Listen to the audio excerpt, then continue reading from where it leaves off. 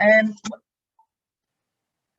right, so just to, well, it gives me great pleasure to introduce you to Professor Rick Ricciardi, who is no stranger to any of you because he is the president of Sigma and has been for the 2019-2021 biennium.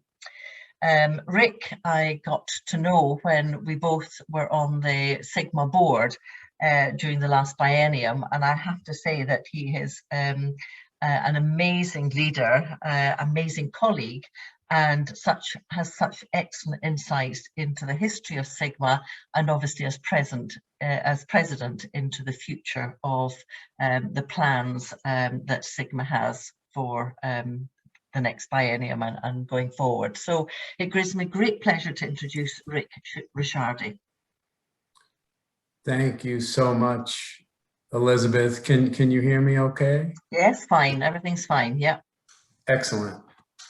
Well, it's really, really, really, really terrific to be with you all and to, of course, I wasn't on the whole meeting. I just came back from vacation yesterday, so got back late. So I wasn't able to get up in the middle of the night to listen to all of the presentations. So I do apologize for that. However, I was listening to the last presentation on the history, fascinating stuff and important work. So I bring you greetings from our board of directors and from our CEO, Dr. Elizabeth Madigan, and our great Sigma staff, and of course, members from all over the world. And really, really wish you a happy 10th anniversary for Phi Mu. 10 years ago in London, I believe it was in the US Embassy. I was not there. Correct. Never been to the US Embassy in London, by the way. Probably if I had to be there, that wouldn't be a good thing. But and here you are 10 years later. So time does go by fast. I remember that. So greetings from everyone, and thank you all for the great work you've been doing. And I feel connected with you all, even though this week we celebrated our breakaway from England in the US. You know, in July 4th, our Declaration of Independence was formed, and we decided we were our own nation, and we're no longer going to fall under rule of sovereign rule. However, that said, I still feel very connected to you all and part of you and part of what you all do. So thank you all for this invitation. And what I was asked to speak about is really about mention some of Sigma's past, talk about our present, and where we all are going to take Sigma, and importantly, you all are going to take Sigma for the next 100 years. So I do have a presentation, so let me share that. We will see if this all goes smoothly. And let's see what we got. Can you all see that? Yes, that's good. Thank you. Okay. So I thought I would start, and you know, unfortunately, I've only been to Sigma headquarters once since I've taken over as president. I've had no travel as most of you because of COVID, and I know that we all have taken a step back and reflected on our lives, and we are so thankful for healthcare workers, frontline providers, people who are providing us our food, who are bringing us from one place to another, who have been out there experiencing COVID and being exposed to COVID like many nurses have. But even though I haven't been to the headquarters, I did take some time to reflect. And I have been at headquarters in Indianapolis, in which we have a room called the Founders Room in headquarters. I don't know how many of you have been to headquarters. I know Professor Rosser has many times. And in the Founders Room, there are some historical archives of Sigma. And I actually have spent a lot of time there. When I was vice president, I spent a lot of time. I used it as my office when I went to Indianapolis. And that said, oops, let me take us back here. Just trying to move something out of my way here. There we go.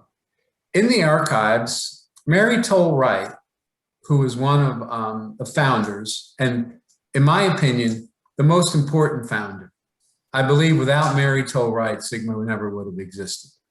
She was really the force behind Sigma with the other, 5 founders.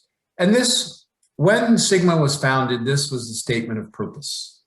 This is in 1922, a different world. World War I is over.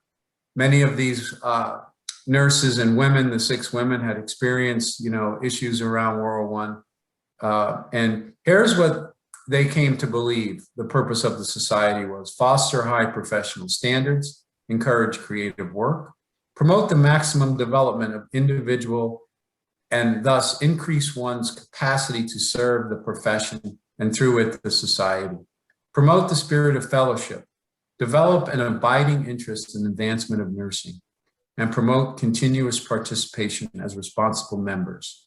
This is in 1922. And we're still struggling with many of these today in 2021.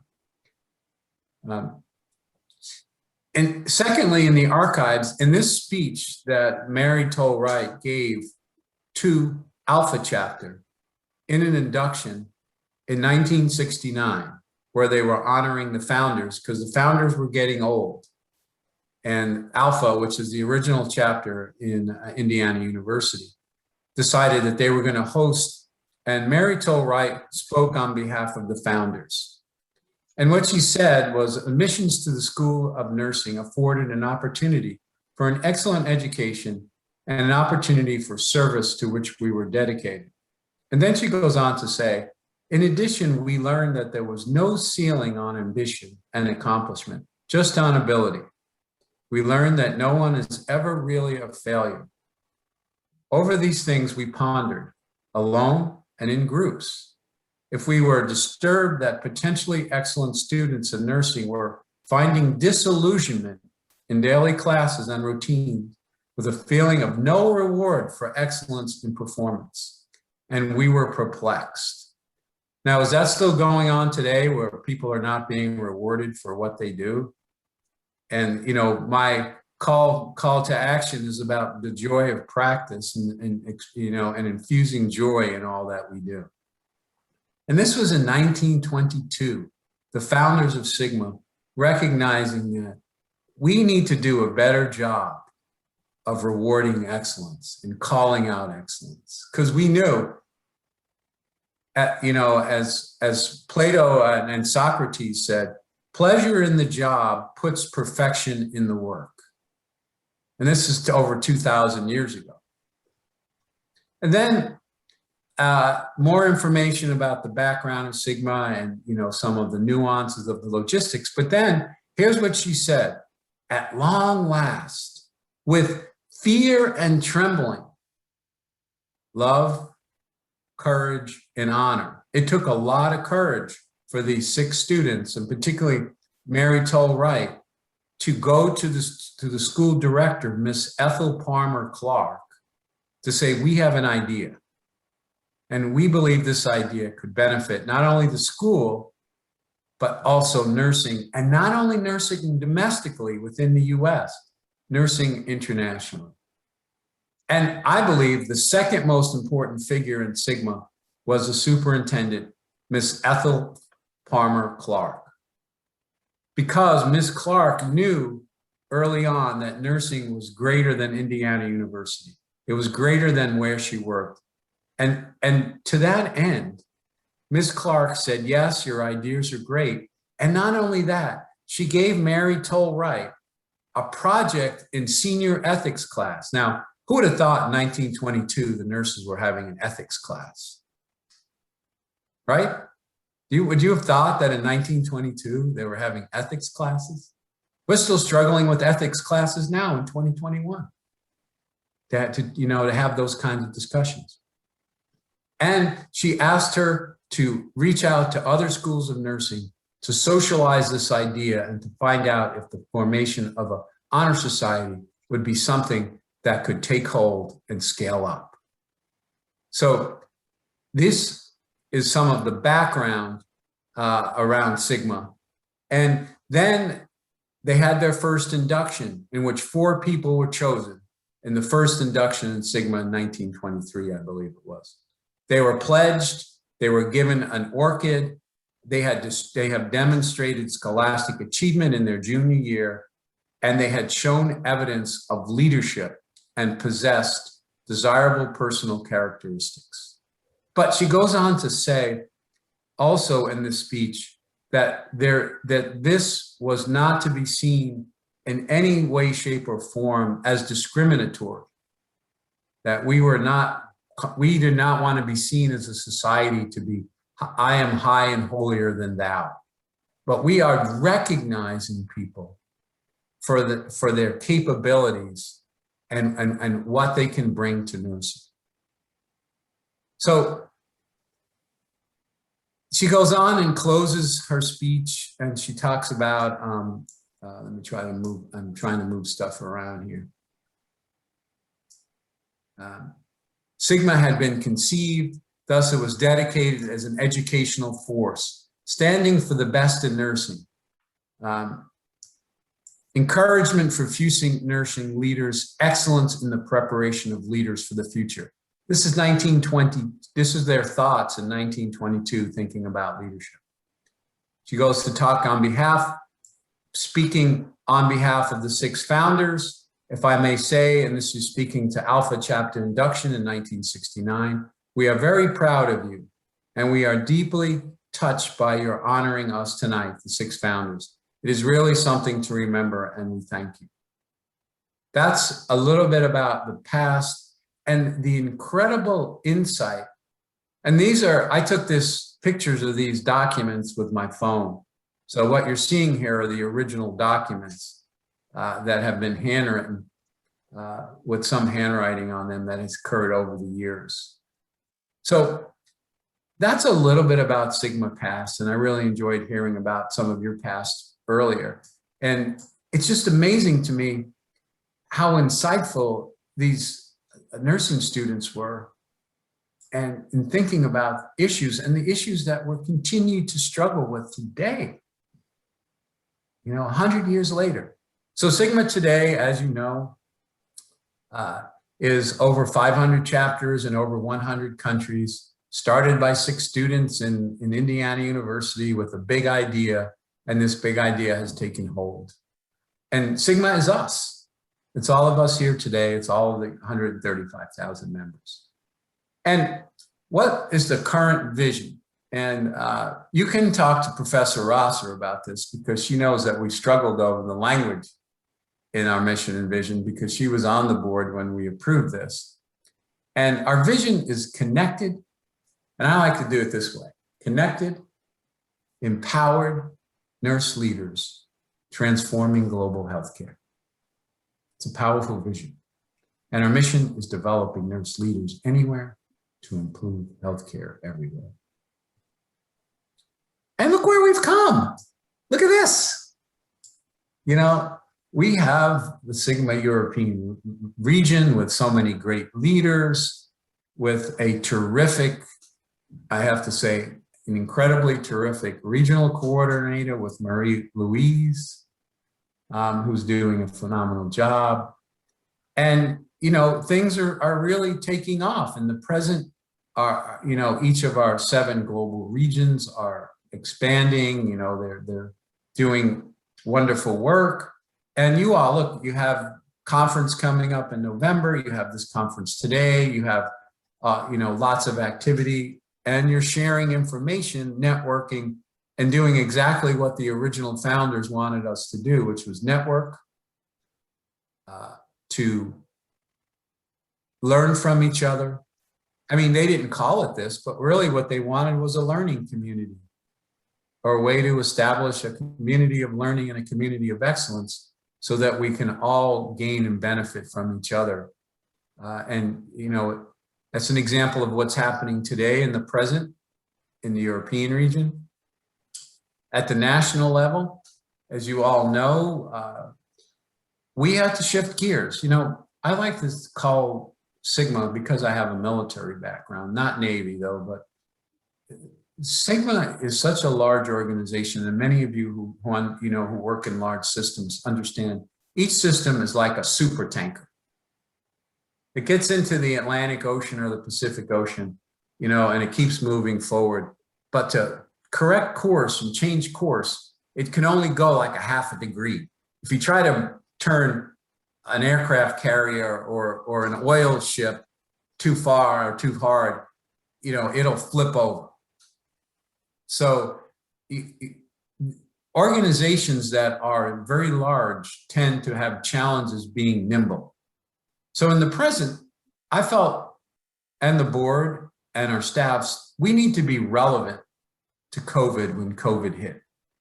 We need to address our members. What are they facing right now? So we really tried to switch gears to continue our great programs in leadership and education, but also to build on our talents and our infrastructure and our resources to really address COVID.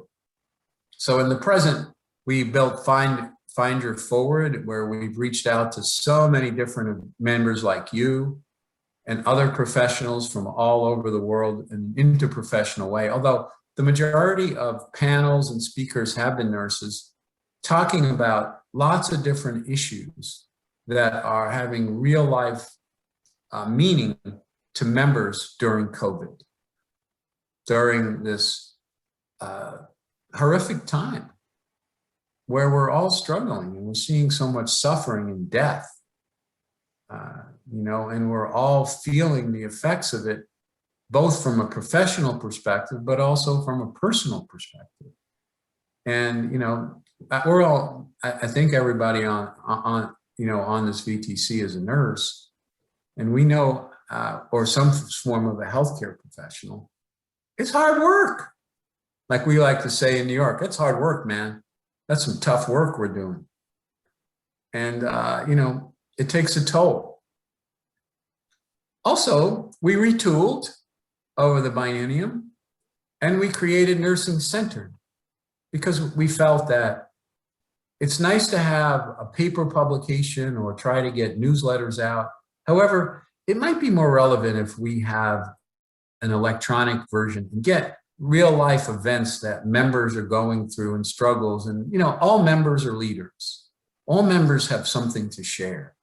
All nurses have, which was said in the previous lecture, and taking the histories of nurses and learning from what nurses have done, they all have their own unique story that brings so much richness to the nursing profession and wisdom.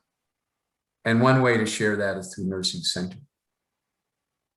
We also recognized, again, the super tanker trying to retool and reshift, that this is what's on a lot of our members' minds, issues around inclusivity, diversity, and equity.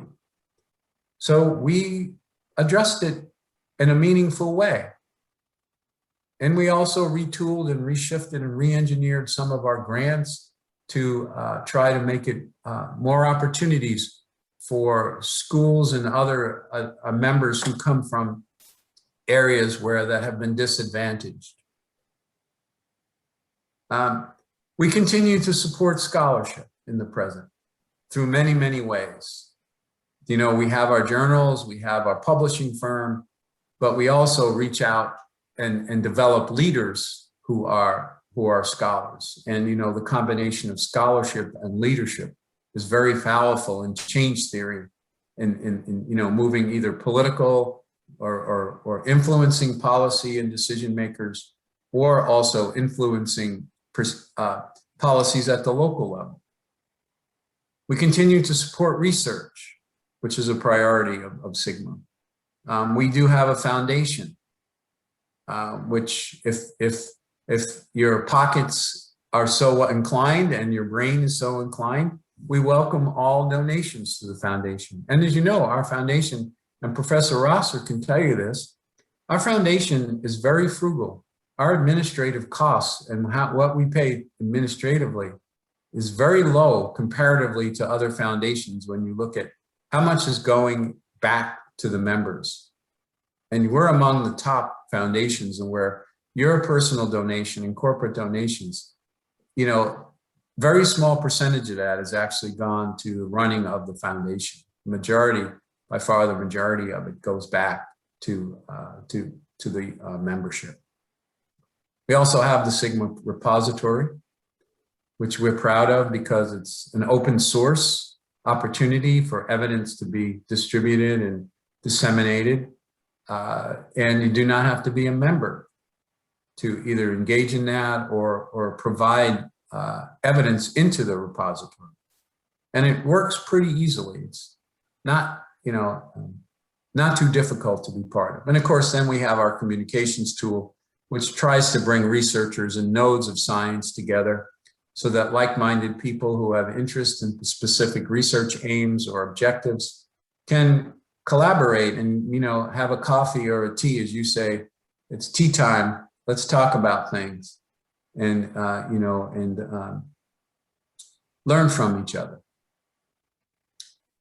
We continue to, one of our signature focuses is on nursing leadership. And as you heard from our founders back in 1922, that was one of their concerns and hopes and dreams, is that Sigma would provide a forum and an opportunity for nurses to become leaders. And of course, let's not be naive here, where we're talking about not only nurses, but we're talking about the history of women, because it's about how women were also oppressed as a group, just like nursing was an oppressed profession in the 1920s and far after that.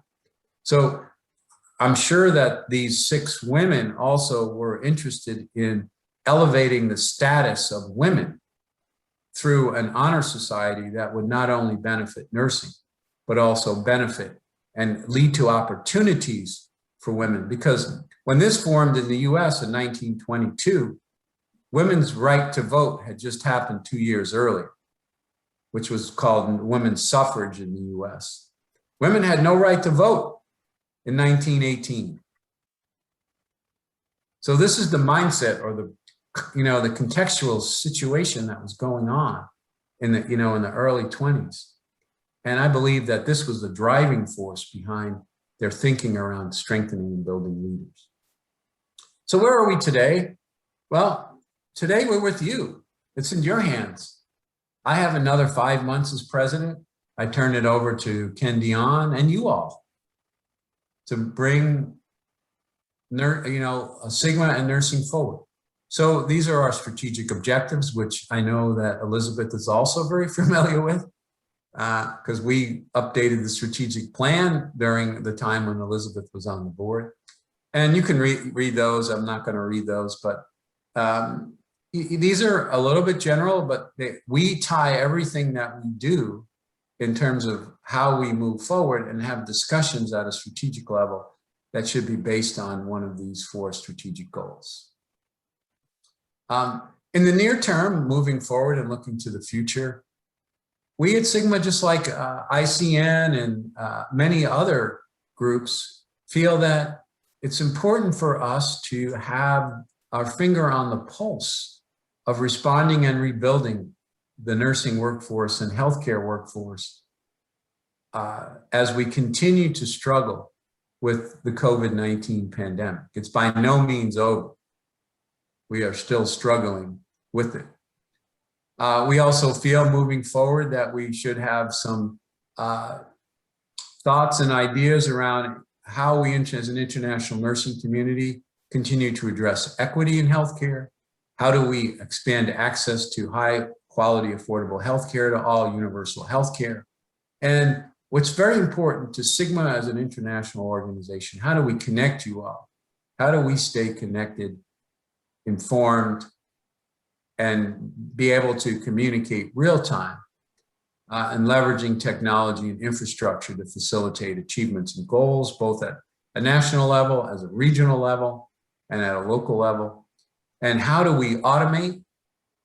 Because many of the things we do in healthcare can be automated. They're redundant, it can be automated, and importantly, how do we innovate?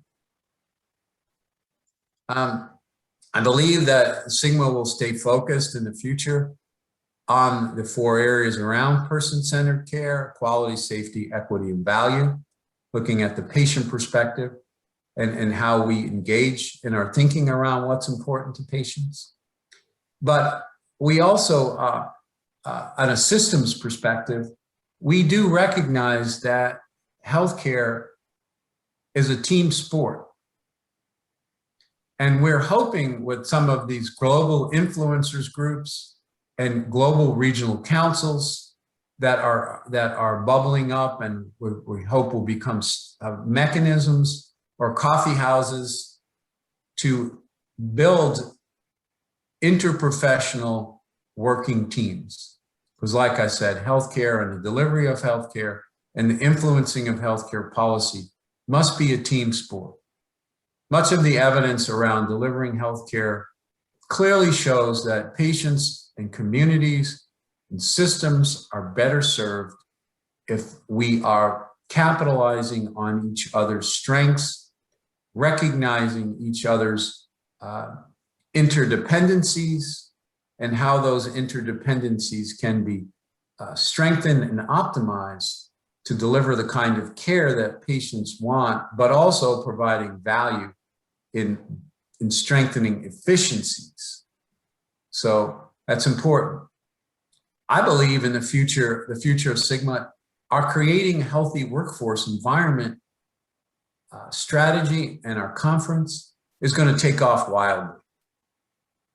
I believe this is really an important, we were on the front end of this. We were an early adopter when we started this conference 4 years ago in thinking about what's important in creating healthy work environments and how can we strengthen the work environment and what's the evidence behind it and how can we do research in that area.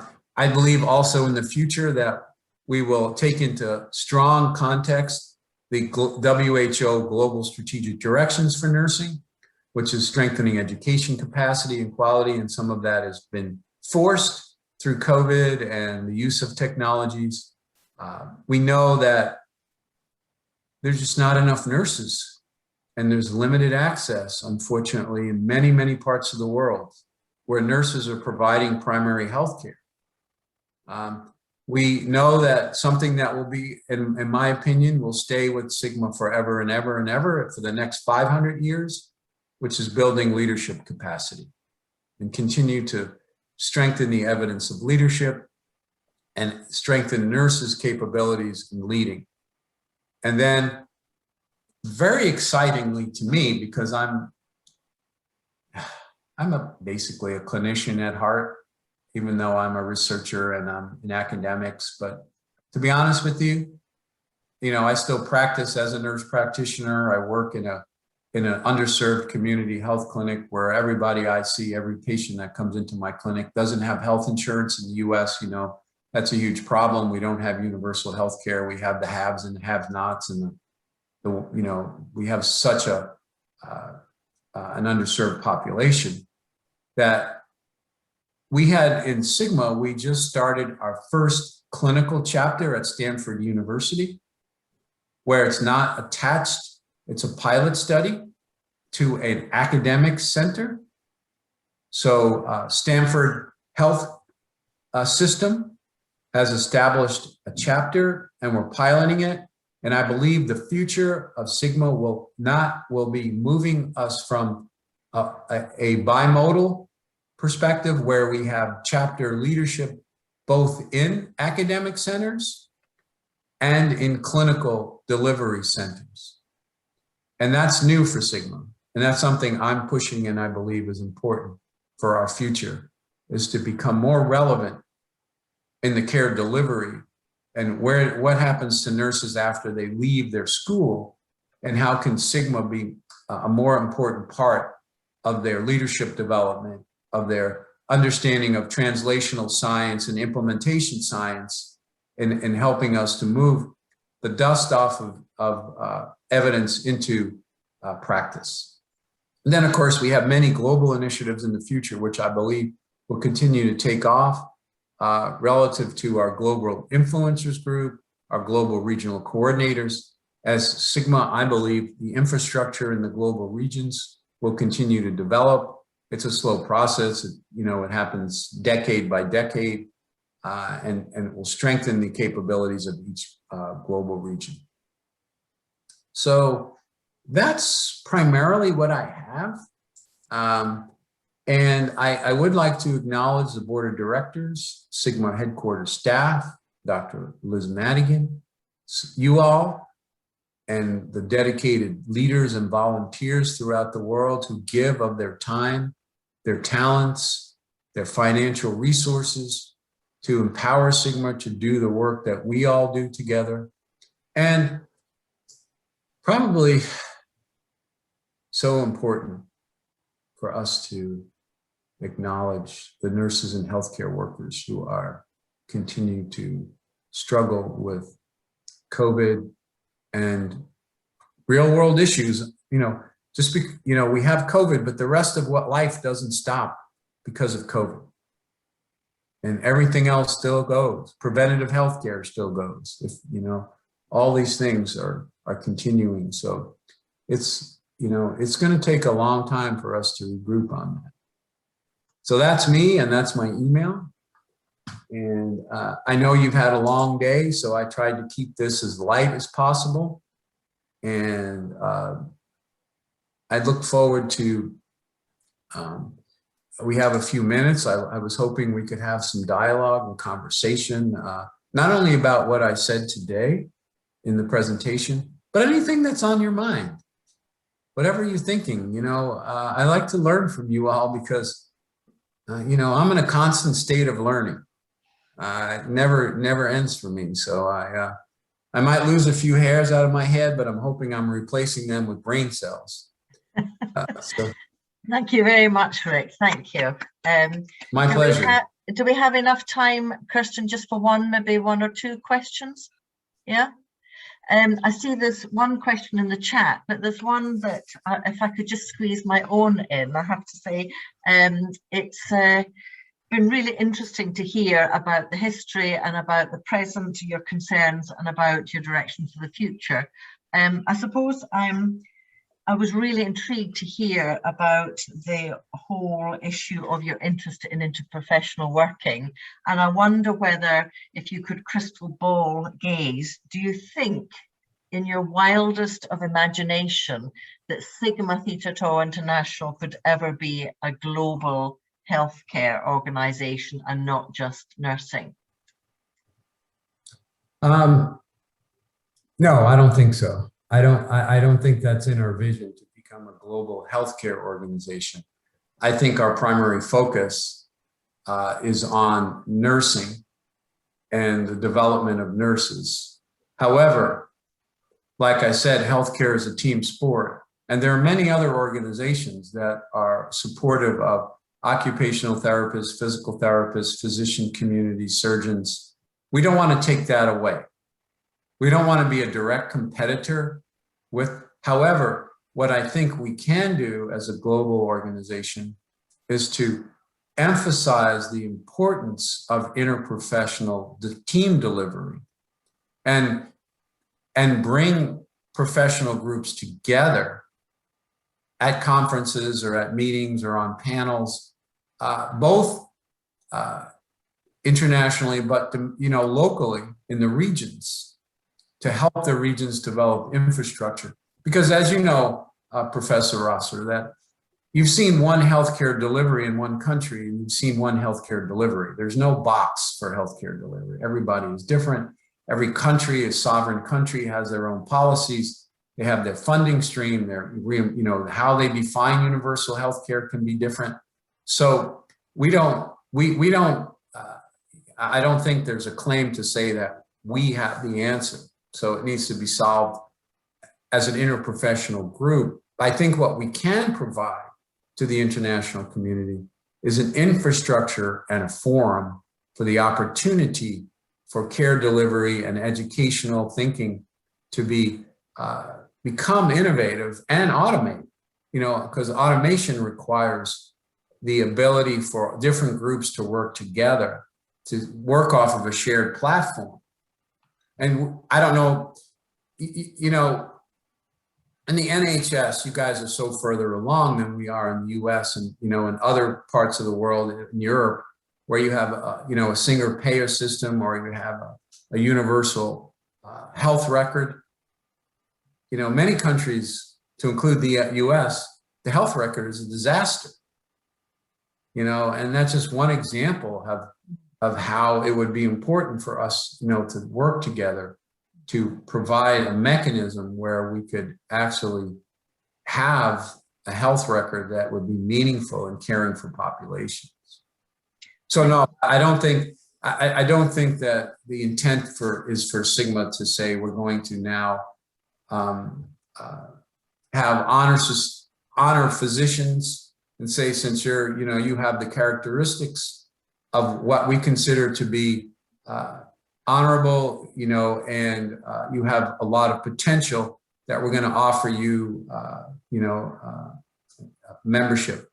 But, you know, there are honorable members. We do have honorary members who can be any, you know, any. I know we have just nominated someone into the, be an honorary member from Europe who is not a nurse, but does a lot of work with nursing. So that's really interesting to hear. And thank you for your insight into and thoughts about the potential for changing. And it is, as someone has already said, it is the only organisation for individual membership that reaches out to the whole of the world, basically, and has value in that. So nurses rather. So I think, unfortunately, we seem to have run out of time because we've got quite a tight schedule, as you can appreciate. And I know this is the crack of dawn for you, and you know, I'm grateful that even although you've got up early after your holiday, but it was lovely to hear those insights into the past, the journey from the past, the present, and the future. So thank you. A round of applause from everybody. My pleasure. It was great to be with you. And stay well, everybody. Stay well. Thank you so much. Thank you. I'll hand back to Kirsten. Oh, thank you, Elizabeth, and thank you, Rick. And I don't think we're going to lose Rick just yet, because he's going to take part in our awards ceremony, which is coming up next. So I'm going to hand you straight over to Dr. Janet Scammell, who's going to chair our Sigma, our FIMU chapter awards ceremony. Thanks, Janet.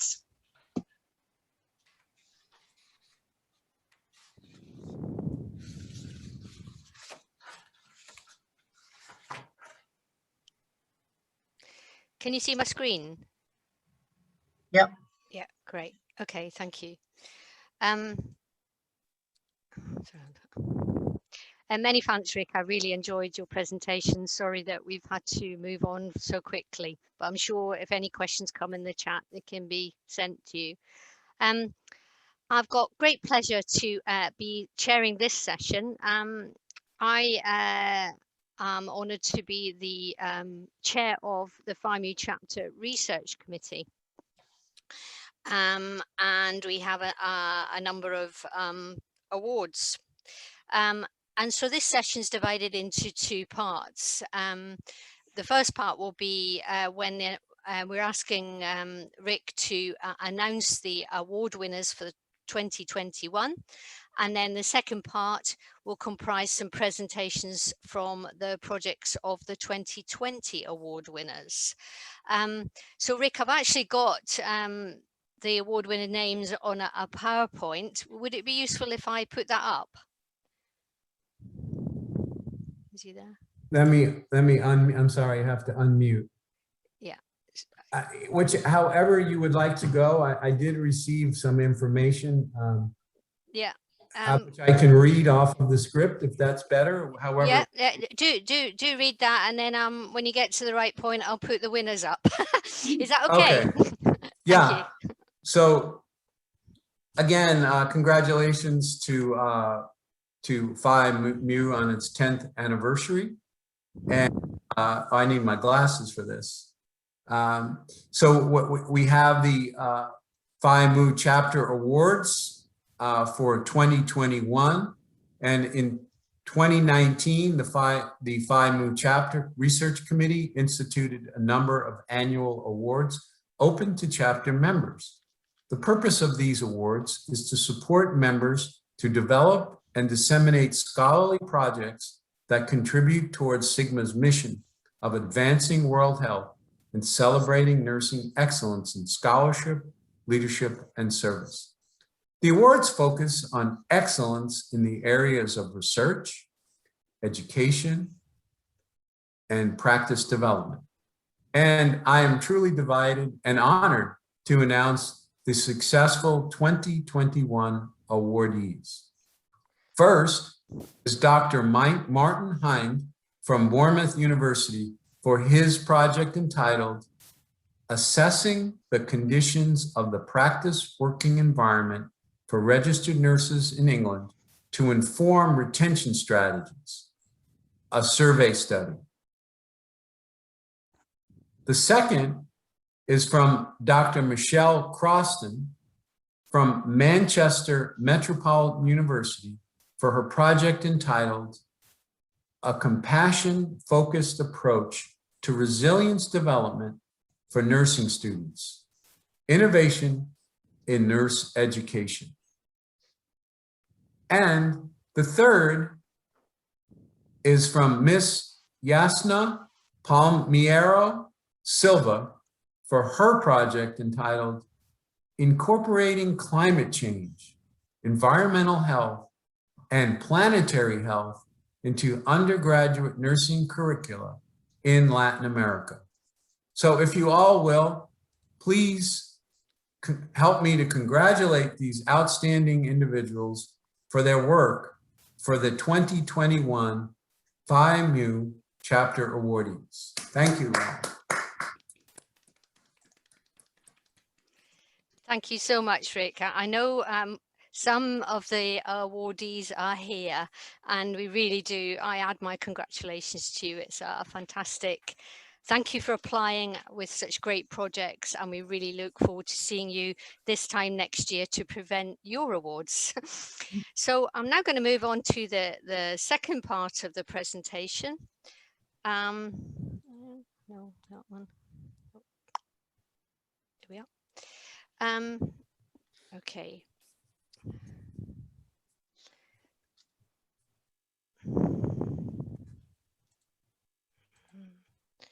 In which we celebrate by hearing our some presentations from the last year's award winners. And last year actually was a bit of a special year because COVID had just struck, and we had a project that was specifically about COVID, and so we gave 4 awards instead of 3. And here are our awardees on the screen now. They've sent me their PowerPoints, and if you could just let me know, awardees, presenters rather, when you want me to change the slide, just tell me and I'll change it. It's only 5 minutes per presentation, which is really hard for them, so bear with them because they're trying to squeeze an awful lot in. And then when we've heard the 4 presentations, if there's enough time, we'll have an opportunity for some questions. So with that, not for any further ado, I'm going to pass on to Dr. Semyon Melnikov. Thank you, Janet. Thank you all for the opportunity to share our results during this great conference. Just to remind you, the name of our project, of my project, was Factors Affecting Nurses and Physicians' Personal Professional Functioning during the COVID-19 pandemic in Israel. I did this work together with 4 other nurses, which are head nurses in General Medical Center, Wolfson Medical Center, which is located in Holon in Israel. Next slide, please. This is a study model of our project. Total number of participants were 115. Of them, 84 were nurses and 84% were nurses and 16% were physicians. And several factors were reported as affecting hospital functioning during emergency. Among these factors were directives clarity, how management function, whether the resources were available, and also the emotional part of the work, how nurses and physicians feel during some emergency situations. So these were the independent variables, and our dependent variable was personal professional function. That was the reason, that was the main variables that I wanted to know which factors and how will affect the functioning of nurses and physicians. Next slide, please. Just to show you, to demonstrate you the parts of questionnaire, like for example, directives clarity. The respondents were asked to rank from 1 absolutely unclear to 5 very clear. For example, dealing with family members of a patient with COVID-19, or dealing with a patient with COVID-19 who is dying. This is the first part, directives clarity. The second part was availability of services, which the respondents were asked to answer in 1, never available, 5, always available. Like, for example, protective equipment, gloves, masks, gowns, emotional support services for the staff. Next slide, please. Management functional, the respondents were asked to answer to their opinion how management function in the scale from 1 completely disagree to 5 completely agree. For example, senior management representatives attend evening and night shifts. Senior staff are available for consultation when ethical dilemmas arise. And another one interesting part, which we're also trying to explore, were feelings of the responders while treating patients during COVID-19 pandemic. And since there were differences during the pandemic, how nurses treat patients. So, for example, so the respondents were asked to answer in the scale from 1 completely disagree to 5 completely agree.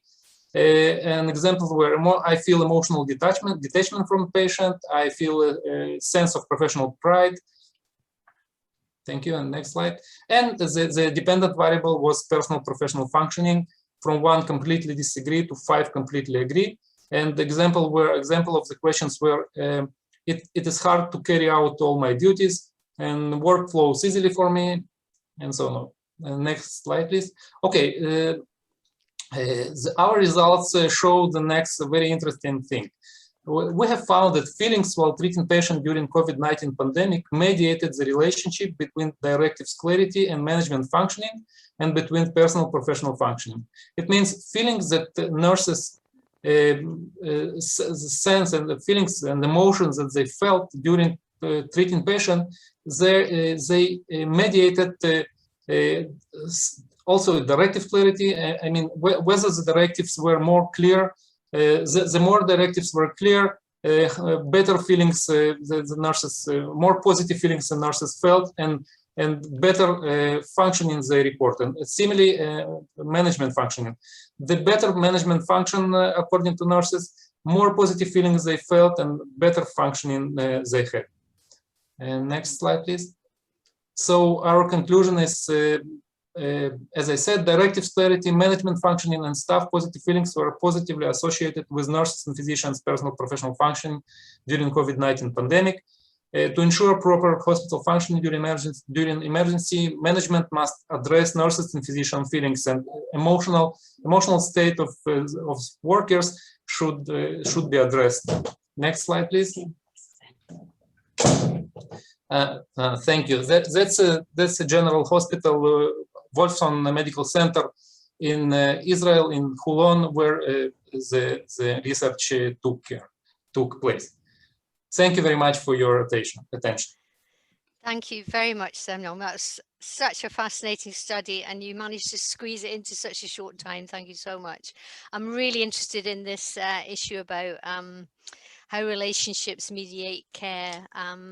Really fascinating. So hopefully we'll have time for some questions at the end. Many thanks, Semyon. So I'm going to thank you. We're now going to move on to our next presentation, which is from Nisha. Nisha, are you there?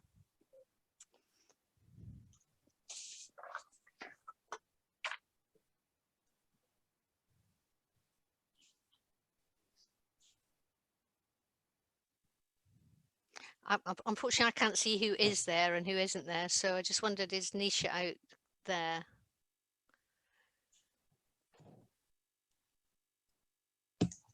Yes, Janet, I can see Nisha. Nisha, are you on mute?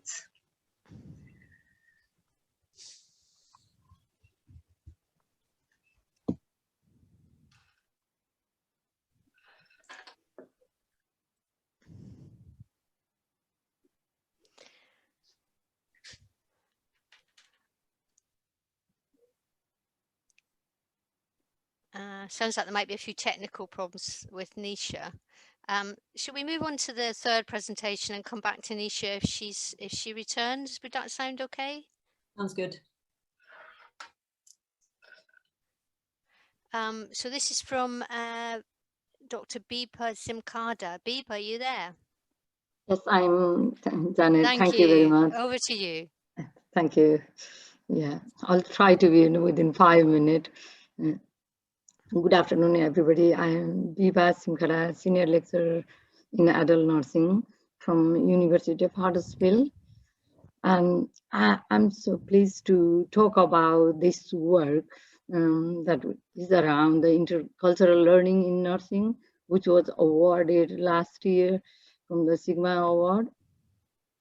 Next slide, please.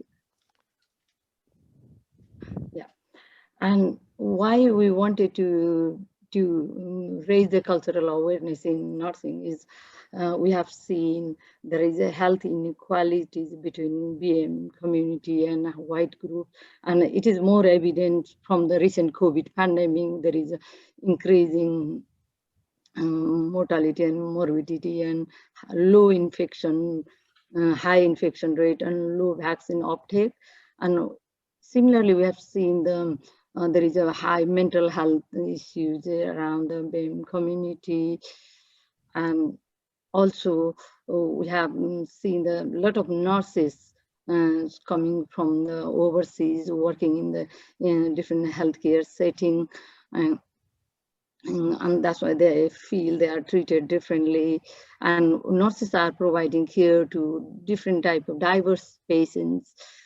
And also we have conducted one research last year, was funded by Bournemouth University to identifying the issues why BAME community, what are the challenges they find accessing the healthcare services.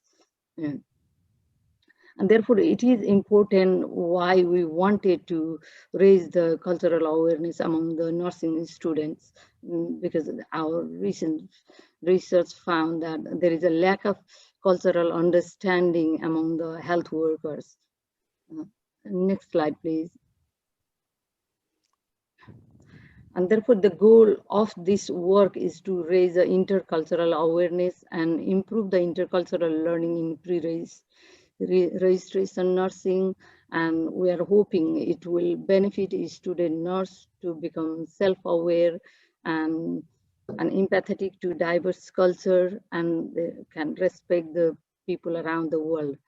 And it also helps to promote cultural awareness and sensitivity in the in education and the clinical areas, and also promote anti-racist practice through the education. And then this also helps collaboration between students and staff, academics collaboration to raise awareness. Next slide, please. And how we are doing raising the cultural awareness in pre-registration training is we are running series of workshops with different interested students and academics. And because of the COVID pandemic, we haven't done great amount, but we still managed to run 2 workshops with those groups. And we had a different diverse background of student nurse from final year and master's students. And we had a few academics who just come from the practice, and we had a lot of experience in the teaching, been in the academia for a long. And we discuss around the different issues, what can we do? And we discuss about whether we could develop the different resources as a leaflet, poster for the practice area, for the university. and how we can include the cultural issues in the education as well as in practice area. And we also discuss about what are the platform we can share our findings. Next slide, please. And from those two workshops, we identified several challenges, but some of the examples are student and academy also raised there is a challenge how much we can involve family in the care, because when we are bringing the different people, when we are talking about the diverse community, their expectation is involving family in the care. Because they've been traditionally supporting family members. And also they found the challenge how to meet the needs of different religious beliefs and then different spirituality of the patients and families, and even nurses working in the healthcare.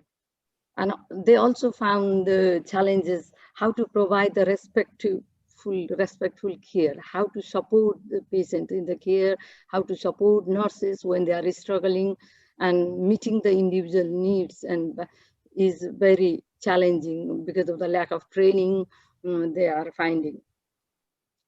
And they identified some potential solution. They discussed a few. For example, they like the idea of having a global family concept in healthcare, how we can have a cultural integration between the different cultures. And they also like a cultural theme day in clinical area. They highlighted some of the example, like how we celebrate the Christmas in practice area, and they want to introduce similar kind of theme in the clinical area so that a student can see and nurses can practice those things, and patient can feel sense of belongings as well. And similarly, they also highlighted one of the things they want to take it forward as a festival clock. This is example they created, they advised, and we are still working on this one. And they would like to have some kind of flag in the clock and want to highlight key festival around that one, and that art as a poster, some kind of poster. They want to take it to practice area. Hope that can make some and sense of belongings, and then people feels they are valued. And similarly, they also highlighted some interest in different culture. And we have seen that some of the students we are having and coming from international different countries, and they are struggling to adopt the British culture as well. And we are not helping to just do only one side. We want to help both sides. They can integrate in the British culture, and then nurses from here, they can learn different culture from abroad as well, and support all the diverse patients. And one of the important things they highlight is a handover practice. They suggested we could change some of the practice, like how we hand over the patient in the morning. We could add the cultural theme in the heading, or make a one theme part of the handover, and so that every day we remember the things and see the importance of it. And as part of the university side, education side, the student highlighted this is a very important work. They want to start these things as part of their introduction in the program. And they also want to see the example, like they want to integrate the cultural issue as part of the scenario or MCQ, part of the induction. And that's why they are really motivated. They want to take this work continuously. Even it was the initial work from the Sigma. It is really great work they are enjoying, and we are hoping to take it forward for a long term, maybe until a student or university. And we are collaborating with Bournemouth University as well. Same time, we are trying to bring other university to work together. This is just the start. And next slide, please. Yeah, I would like to thank you, Sigma FIMO, for providing this opportunity, great opportunity. This is the initial work. We can work this, take it forward. Thank you. Thank you for listening. Thank you very much, Bibha. And it sounds an absolutely fascinating project, and it's lovely the way you've you've tried to explore the issues from lots of different perspectives, but also try to seek some solutions. So good luck as you move forward. I'm going to move straight on to Kate's presentation and then hopefully go back to Nisha, and hopefully she'll have sorted out her technological problems. So can we move on to you, Kate? Is that okay?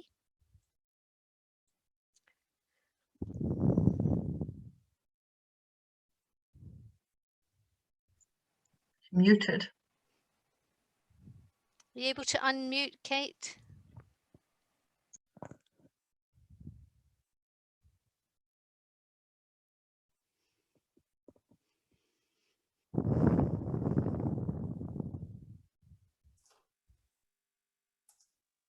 There we are. I think I'm unmuted, Janet. Yeah, you are, Kate. Thank you. Well done. Thank you. I think it was the host that needed to do it, so that could be the problem with the Nisha. other Right. Oh, thanks for that feedback. We'll get back on Nisha's. Yeah, it could be that. It wouldn't let me do it. So yeah.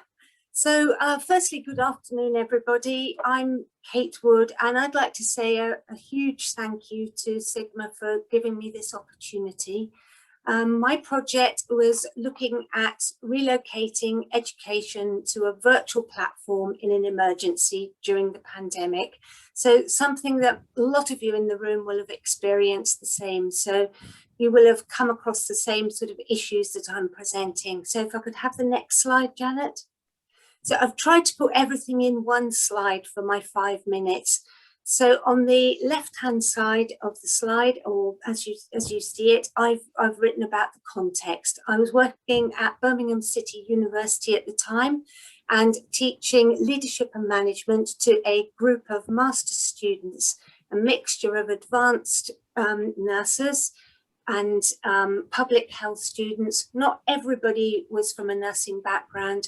And we were delivering face-to-face teaching pre-March the 20th. That was week 7 of a 12-week module when abruptly everything had to go online. My student group was about 60 people. I had 20 home nurses who went into frontline care. So they had to come off the module. So we were left with 40 students who were all international, 15 African students that were all public health students, mixtures of doctors, pharmacists, nurses, and 25 Chinese nurses. The 25 Chinese nurses had only come to live in the UK in January 2020, living in halls of residence, not having integrated a great deal with Britain and the culture and the university. And suddenly we're on Microsoft Teams. So extremely challenging. So on the right hand of my slide, you will see the themes that came out of this study. So firstly, online learning is very different face-to-face, as you all know. But the third part of this theme is that emergency remote teaching is also very different to online education designed for the purpose. And really that's the overarching pedagogical theme that I identified, is that well-planned online learning experiences are significantly different to things that you do to respond to a crisis in an emergency.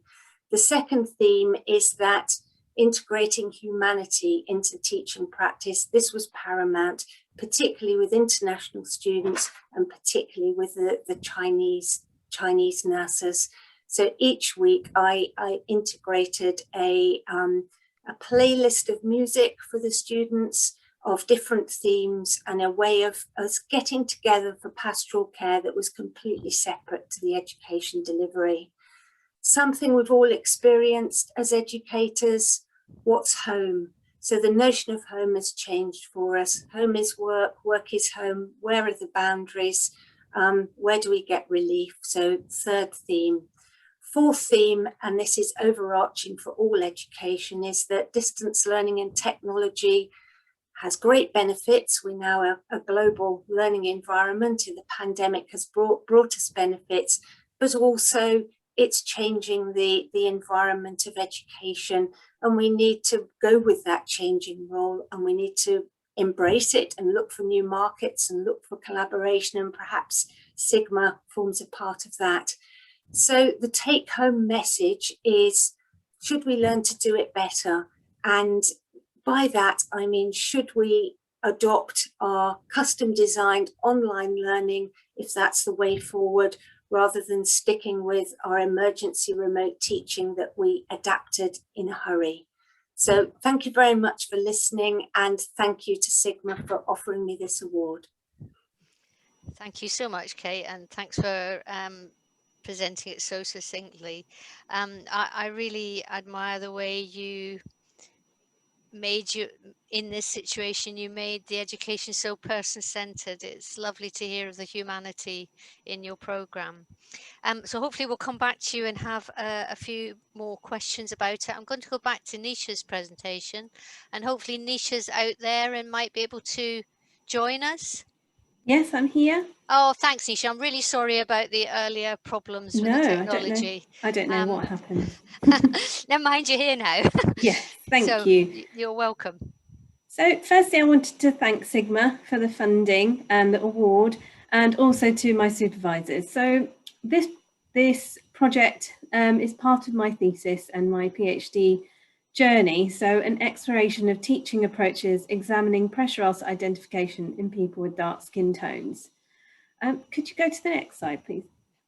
So as part of this, I set out with an aim to report on educational preparation that student nurses complete in higher education institutions in relation to pressure ulcer identification prior to qualifying, and focusing on people with dark skin tones, because we've all heard in the media that we don't focus on people with dark skin tones. The nature and the go-to of our education is white normativity. And my study started before the resurgence of the Black Lives Matter movement, but it does relate and there is significant links with it. So as part of my study, I did a mixed method sequential case study where I went to 5 different universities to explore what was being taught. So I looked at the documents, the teaching documents. I observed a teaching session in year 1 of the nursing curriculum at these 5 different universities. I then interviewed a nurse educator at each site and carried out a focus group with each one, in each case site, to identify actually what was the reasons behind the first stage of the study, which was the quantitative data collection. So as part of the documentary analysis and of the observation, it was clear that people with dark skin tones in relation to pressure ulcers was not included, or very superficially included, in teaching around pressure ulcers. And from the literature review I carried out as part of my thesis, it's clear that people with dark skin tones are more likely to get more severe pressure ulcers.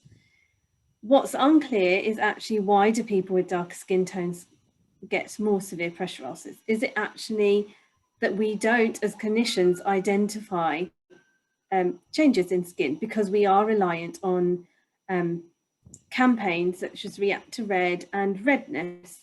So do we actually need to change our thinking process around assessing people with dark skin tones, and what do we actually do? And the interviews and focus groups really followed on the exploration of this topic was not included, and it was to identify what was the reasons behind not having this topic included around people with dark skin tones and pressure ulcers. And really some key themes came out with regards to not having the language to talk about people with dark skin, not being sure of what to use, and that was really the most prominent that came out for both the students and the nurse educators. The students were from all different backgrounds, and they reported that they found it hard to talk about these topics, and people who classified themselves with dark skin tones actually said that they didn't feel that they could bring that to the university and talk about their differences, and that they were very much seen to be different than the norm. So as part of my work, can we go on to the next slide, please? Thank you. So what's really come from my work is publications, because I want to get the word out there, because it's just so embedded. White normativity has been so embedded in our nursing education, in education, that actually we don't even think about it.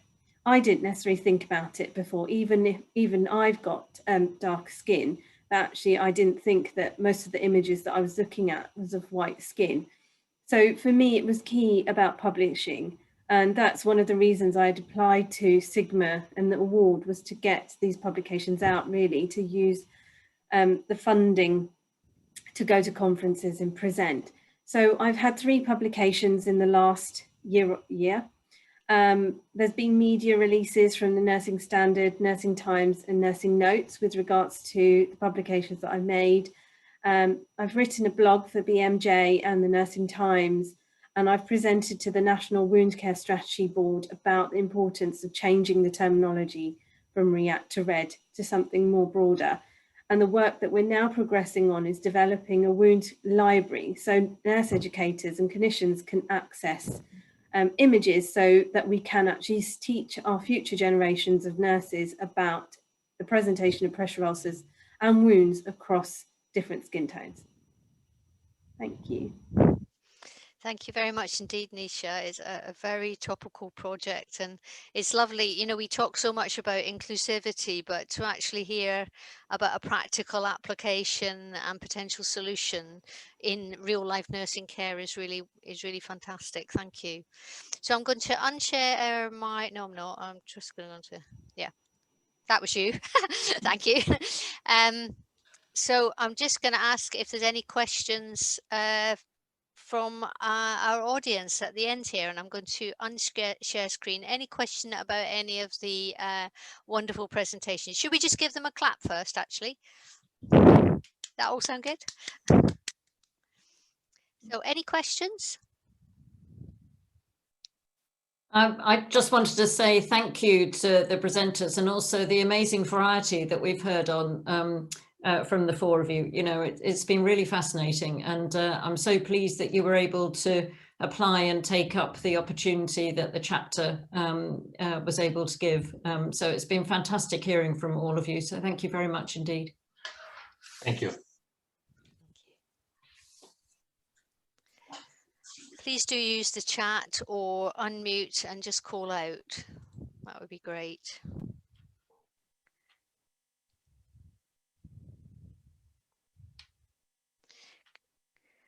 Could I just ask Nisha while we're waiting? It seems, I guess I'm speaking from a white person's point of view, but it seems surprising that even nurses that were qualified said that they found it difficult to raise the issue in relation to practice and in the university. Were you surprised to hear that? I don't think I was surprised, but it was very emotional when the students were talking about it, that actually they felt that they weren't necessarily in a safe space that they could talk about it, and didn't feel they could be supported with that. And that's why it's so important that I share the work that I'm doing, so that actually people can talk about it. And it doesn't matter how you talk about it as a nurse educator, just talk about it. It doesn't matter if you're not sure about the language, you'll learn. The students will tell you what's the right language if you don't know it. So I think it's that movement from being a nurse educator and maybe holding all the knowledge and assume to hold all the knowledge, to actually learn from our students and people who've lived through that experience. Yeah, absolutely. So that, I mean, there's some parallels with Bibha's work as well, isn't there? In that my doctoral study was with migrant nurses, and I don't know, Bibha, if you found this, but I found the migrant nurses felt that their nurse education and their skills were undervalued when they came to this country for various reasons. Did you find that at all, Bibha? Not part of this one. I'm currently working in another project with the international nurses recruitment and retention, and that was funded by NSS England, and that we are finding very interesting, and they are finding undervalued, and how they come. They had several years of experiences in back home. Now they are treated as a lower band 5, and sometimes they are band 4, 3, 4 when they join. and Yeah. they don't get the opportunity where they have a more skill. They are just randomly allocated to the different places. Yeah. No, that's sad, because my doctorate was in 2010 and that was exactly the same. You had people who were at the top of their career being employed as band 5 in maybe a rehabilitation ward when they were actually used to working in ICU. It was yeah, discriminatory to say the least. I'm just looking in the chat to see if anybody's got any questions at all. I was sorry. No, Janet, I was just going to say that I think Ashley had a hand up and wanted to ask a question. It wasn't a question, it was more just to agree with what Nisha had said. Only the other day I was doing a group tutorial with students, and I said students from the BAME community, and one of the students picked me up on it, so she corrected me and put me in my place. So they do it, you're right. That's good that she was brave enough to do that. Yeah. Any questions at all for Semyon or Kate? I'm sure a lot of you will have been nodding your head on Kate's presentation, the difficulties we all had making that change and doing it in a compassionate way. It's been very hard I've got a first year student group at the moment, and they have found it really, really challenging, and they're generally, not all of them, but most of them are from the UK. So I can imagine it must have been very challenging. Okay, so if there's no further questions, I'm going to say thank you very much once again to our presenters, and pass back to Kirsten, please. Thank you. Oh, thank you, Janet, and huge round of applause to all of the award winners and past winners. I'm really looking forward next year to hearing about the new projects, and thanks to Janet and Rick for chairing that session. So I'm now going to hand back to our president, Dr. Liz Westcott, who is going to do the member induction ceremony. So thanks, Liz. Lovely, thank you very much, Kirsten. We have 6 members that we're inducting today, and I know that 1 or 2 of them are able to be here. The others we will induct kind of in absentia. So I'm going to just share my screen, and just, here we are.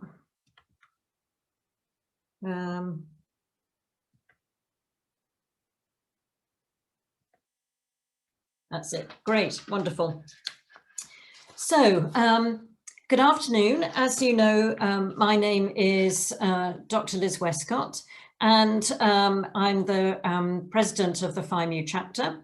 And I would like to welcome all of you, our guests, and to this induction ceremony, and also in particular our president, Dr. Richard Ricciardi, for giving the award so ably earlier on, and also his wonderful presentation about the history of Sigma.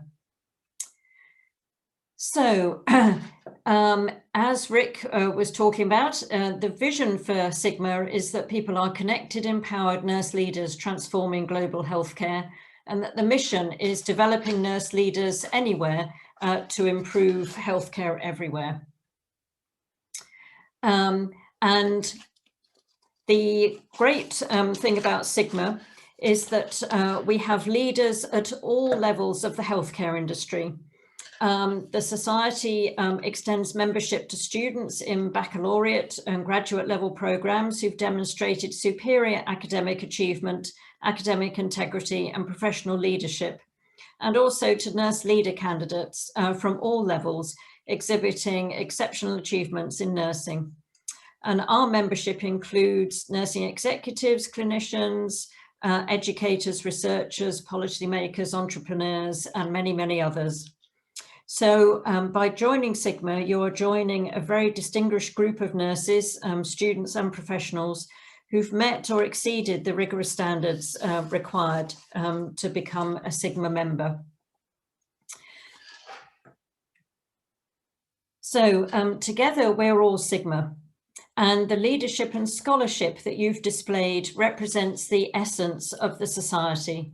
And I think that has been really truly demonstrated today by all of the fantastic presentations that we've had and all the inspirational words that all of our members have said today, who've been presenting.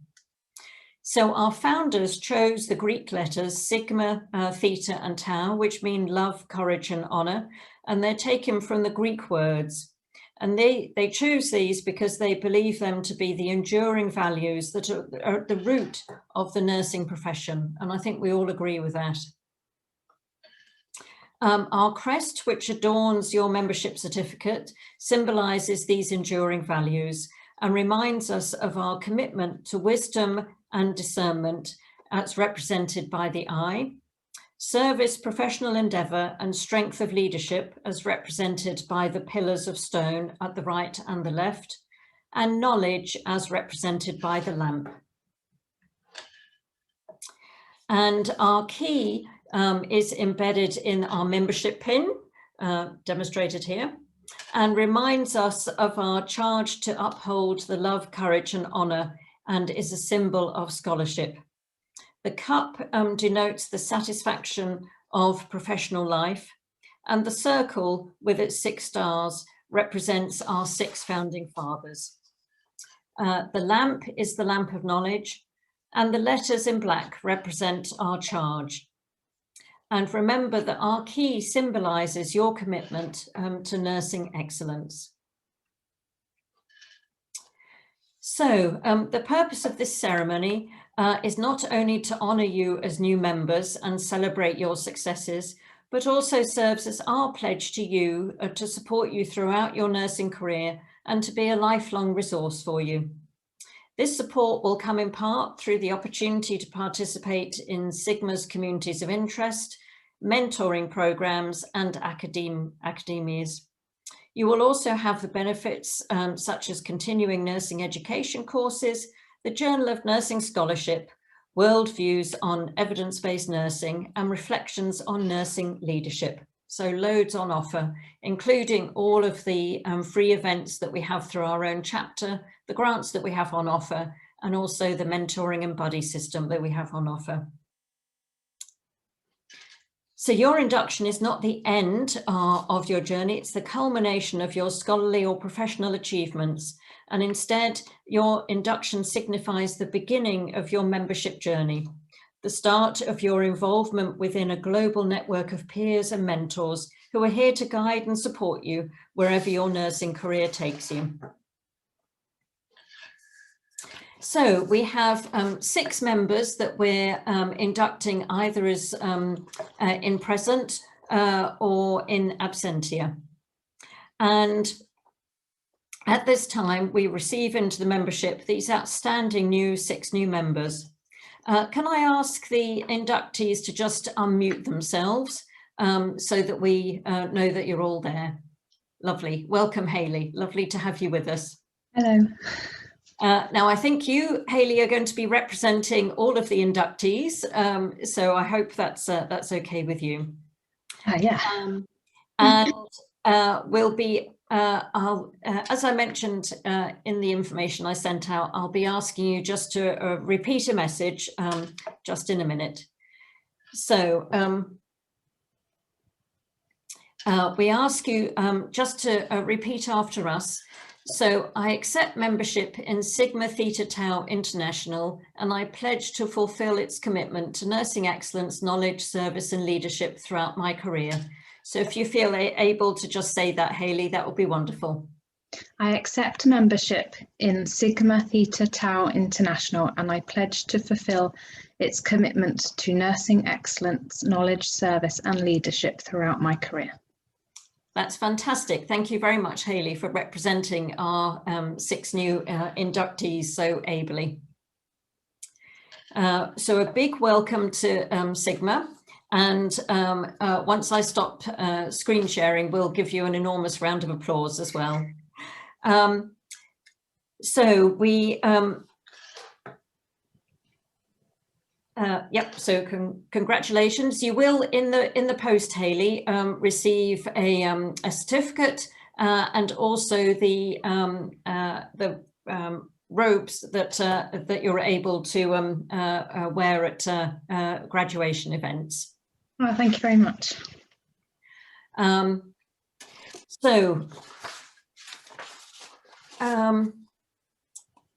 Now that people are official members of Sigma, the opportunities to become involved, to grow and develop as leaders and to contribute to the nursing profession are virtually endless. I've really enjoyed being actively involved in meetings with colleagues throughout the world, and also for sharing nursing practice and research and mentoring nursing colleagues in their leadership journey. It's a fantastic opportunity to be in Sigma. And each of you will experience membership in your own way. Sigma membership is an experience that you design yourself. And we hope that you'll make many use of the opportunities that Sigma has to offer. Not only do you have the opportunity to be involved locally, but there are opportunities to be involved in the global organisation on a regional and an international level as well. Each biennium, Sigma installs a new president at the international level. And at the 45th Biennium Convention, we proudly installed Richard Riccardi and introduced him as the 33rd Sigma president. And each president presents a call to action to help guide members and chapters as we strive to fulfill the Sigma mission. President Riccardi call asks us to infuse joy in all that we do. All healthcare workers face challenges that can trigger burnout, such as staffing shortages, incivility or violence, lack of control in workplace, barriers to education, and misaligned policies and regulations. Instead of viewing these issues as insurmountable and inevitable, he asks us to seize the opportunity to improve our experiences and work cultures. As Sigma members, we are well positioned to infuse joy into practice in clinical, administrative, research and policy settings. And President Riccardi's call to action highlights three essential elements, the ABCs that promote joy: awareness, balance and purpose, and co-creation.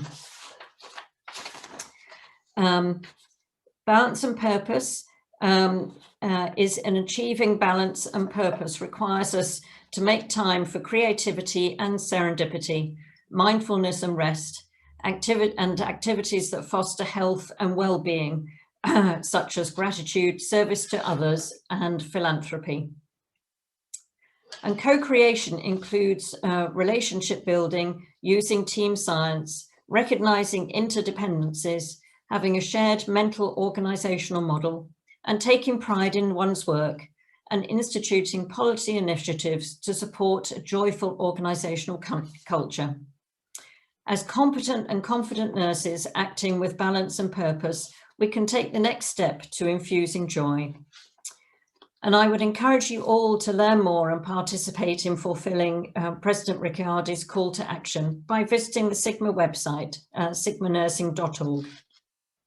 The website includes activities for members and chapters that are designed to help infuse joy in our work. So this is the end of our induction. And it would be great if we could all just give Hayley a big welcome. And thank you very much for representing everybody, Hayley. Do you feel able, Hayley, to say a couple of words just about where you're based and what you do to share with our members? Yeah, I'm a second year paediatric student nurse.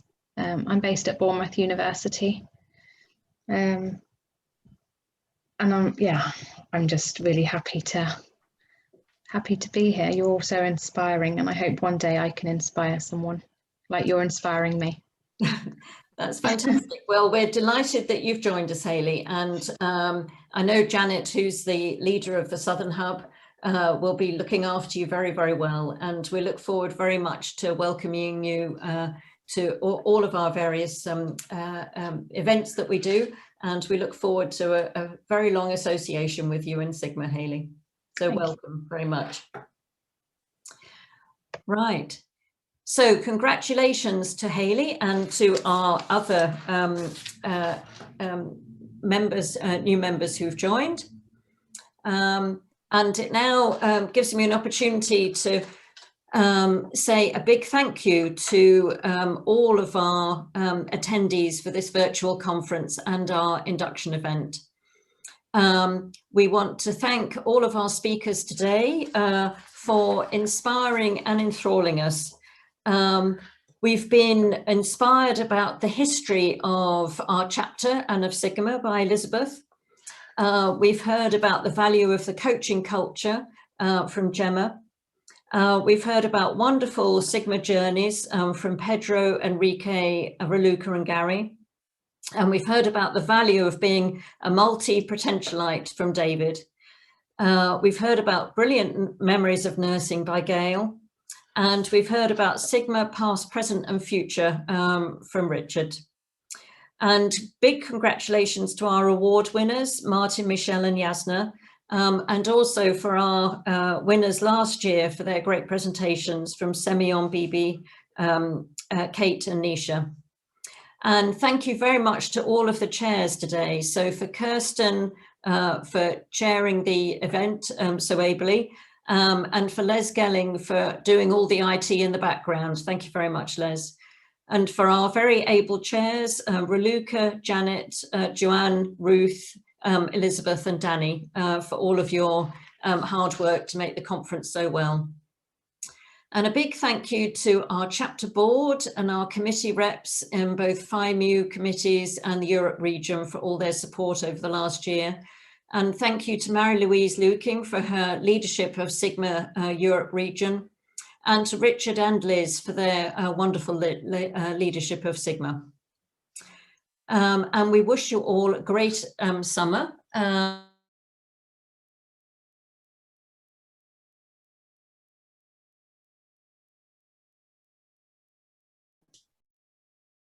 You've muted, Liz. Yeah. Liz, you're on mute. That's clever. Thank you. And just give everybody an opportunity just to say any reflections on the day, and thank everybody for all of their participation. So do chip in anybody who wants to say anything about what they've gained from the day. It'd be lovely to hear from you. Could I just say quickly for us to remember Professor Fran Bailey and Janet Marsden, who were absolutely passionate about the chapter, passionate about Sigma, and really worked with us very well in the early days, who sadly passed away during these 10 years. They were really a strength to both of them, a strength to be reckoned with. I just wanted to say that, and I'd meant to say that this morning. So yeah, thanks. Lovely, thanks Elizabeth. I just wanted to say it's been an absolutely great day. There's been such variety, so much to think about, and I have to say, when we have events like this, it kind of recharges my batteries in terms of, I know what Sigma can offer, but when you're kind of together and start talking about the scholarship of nursing in the way we have, you're really impressed by all the talent that's out there. And it's really great that this is a vehicle in which it can be shared. So thank you so much. Thank you, Janet. It's been an amazing conference. Again, you know, with those virtual events, it's easy to skip away and do other things. But I actually was present all the way through. And it was such a privilege to hear all these great presentations and projects that are going on, and to see new members being introduced to the chapter. This is really beautiful, and just like to say, we're an international chapter, as I'm representing members from Switzerland here as well. So feel free to collaborate all over Europe and with also other Sigma members. And it's beautiful to have you all here. Thank you very much for that great conference. Thank you, Peter, and for all of your service as well. It's so much appreciated. It really is.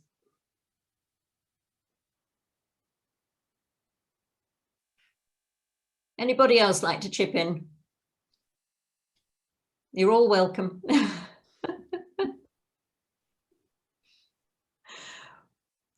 Can I just say, I don't want to hog the place, but just to say 10 years, I cannot believe where the time has gone, and to look at the strength of the membership that we've got today and the strength of the conference that we've got today. It has been amazing. I am so proud of all of you and of all that we've achieved. So thank you all very, very much indeed.